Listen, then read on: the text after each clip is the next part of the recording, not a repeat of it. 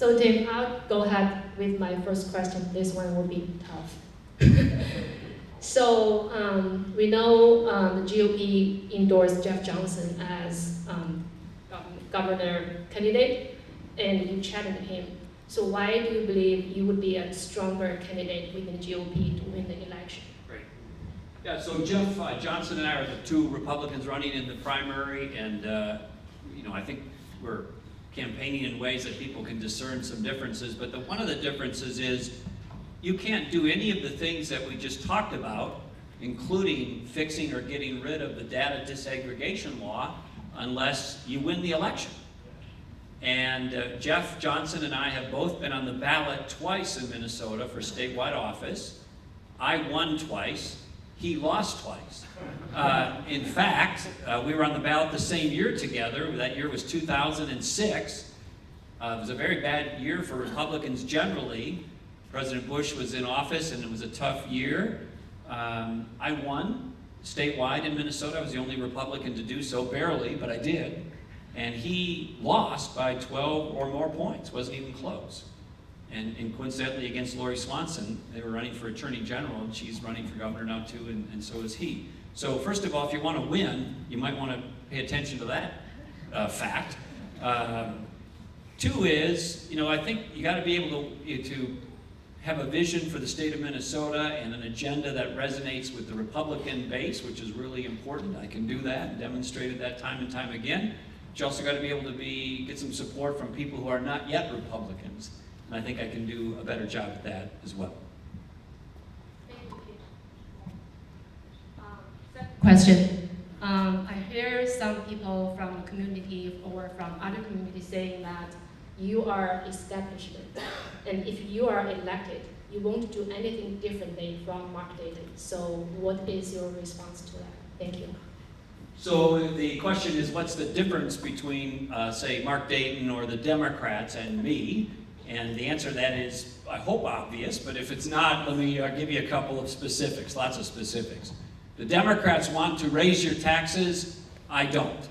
The Democrats will run spending through the roof. Since I left office, they increased state spending 50%, 5-0, in 8 years. I had the lowest rate of growth when I was governor of state spending in the modern history of the state. The Democrats will want the government to take over the healthcare system like I described before. I want patients and doctors to be in charge of the healthcare system. The Democrats are opposed to work requirements for able-bodied and able-minded folks on welfare or public assistance. I think it's appropriate to encourage people who are able-bodied and able-minded to be training for work or looking for work and not stay on government assistance indefinitely. They have a view of education that is just push more money in.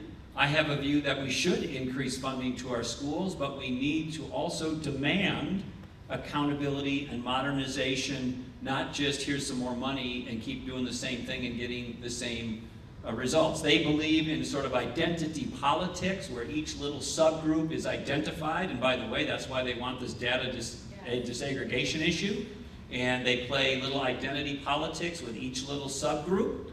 I think we have common values in Minnesota and in the United States, and we should all come together regardless of our skin color, ethnic background, or the like, and be one community, one America, one Minnesota. We shouldn't have this little identity politics, and that's why they want that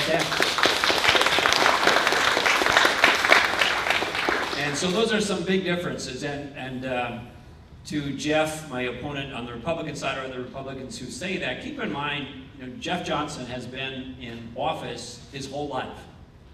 He has been in the state legislature. He was a Republican National Committee man. He went on to be the Hennepin County Commissioner. So he talks about all of these bold reforms that he's going to do, but he's been in one office or the other for almost his entire adult life. And you know how many of them he's actually done? Zero. So that's why I called him yesterday during the debates the pretender, the poser, because it's all talk. None of it is an actual outcome or an achievement. If you want to be a leader, you actually have to accomplish something, because I don't think giving speeches and talking or sitting in a chair really qualifies as getting things done. Thank you. And one more question from me, and I will let other people ask questions. So the other question is, would you prefer a big government or small government? And how would you give the power back to the people? Thank you. Well, here's how one of the measures, so the question was, do you prefer big government or small government? And the answer is small government. Government does important things, but it should do a limited number of things and do them well. But to give you some data around government growth, since about 1960 to present, with the exception of the time that I was governor, the average 2-year rate of growth in the state of Minnesota's budget was between 15 and 20% a budget cycle. Now those are 2-year budget cycles, but that's at a time, most of the time, when the private economy was growing 2 to 3% a year. So for example, right now, you have the private economy as measured by GDP or inflation, around 2 to 3%, 2% for inflation, maybe a little more for GDP. And yet government spending is going up wildly faster than that. And so government should not be growing much beyond the rate of growth of the private economy, and hopefully even below that. But the point is, there's only one person in the modern history of the state who's actually accomplished that. The average rate of growth of government during my time as governor was about 1.5% a year. That is the best record of keeping a lid on government spending in 50 years. So, and that included one period of time where spending actually was reduced 1 year. And so if you're interested in sort of slowing down the growth of government to try to get it closer to how families can pay for it or businesses can pay for it or the private economy can pay for it, there's only one person who's done that in 50 years, and he's talking to you right now. And I believe more people will have questions for you. If you don't mind, I would like John to start. Okay, a very quick question. So you have already served as a governor for 2 terms. What's your major motivation to pursue a third one? Thank you. Yes, the main reason I want to run for governor again is not because I need the title, I already have it. I don't need to go sit in the office, I already did that. I want to try to get things done for the state of Minnesota, and I'm very worried about what will happen if the liberals, or what I'd call the socialists, get in charge of government in Minnesota, particularly in the governor's office. So as I mentioned before, they have a very different view of the future of the state of Minnesota. I think the election is about what kind of state do you want Minnesota to be? And those differences I highlighted a minute ago really highlight, my priorities compared to the Democrats. And the main reason I'm doing it is because I thought the Republican candidates who were in the race were weak and were going to lose. Now we needed a stronger candidate who could win so we could actually ensure a better future for the state of Minnesota, and that's why I got in the race. Thank you. Tim, next question. Sorry. I have a question before we discuss about, because you have been a governor before, and we are wondering what's the difference when you're being a governor in your administration, and also what's the difference from your administration from current administration governor? What's the difference you are going to do? Sure.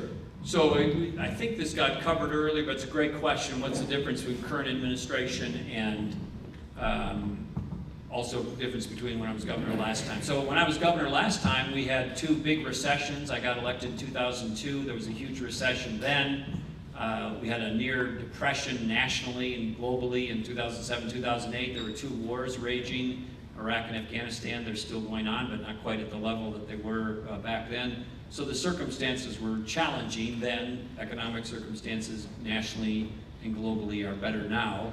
And the types of things I want to get done were those things that I mentioned earlier. They're also the types of things that stand in contrast to the current administration. We need to tax relief, education reform, healthcare reform. I think we need to crack down on illegal immigration while keeping our traditional legal immigration intact and do it in a smart way. I think we need to make sure that our government isn't overreaching on data issues and more. So those are some of the differences. I think I saw your hand. This table here has a lot of questions. Thank you very much for coming. Sorry, echoing. I think as a small business person, I'm really glad what you're talking about, the healthcare and getting government, make business a lot easier to work with. So I appreciate that, and I appreciate you working with the Chinese community. Thank you for that. So my original question is what you really think of Jeff Johnson, but I think you really addressed that one. My second question is, God forbid, if the people here does not make a difference in the primary, would you still run in the general election? And I wish you do. Well, I feel pretty good about our chances in the primary, so I don't think this will be a real issue. But you can't run if you don't win the primary. So you have to decide in June, by June, what you're filing for, Democrat, Republican, and the like. And the only way on the ballot in Minnesota is you got to win the primary of your party. So the whole convention process and party process is interesting, but it's really just a recommendation or an advisory process. The legal way you get on the ballot in Minnesota is winning the primary. So if you lose the primary, you're out. There's no way to go on from there. But I don't think you're going to have to worry about that because I think we're going to have the primary. Yes, sir.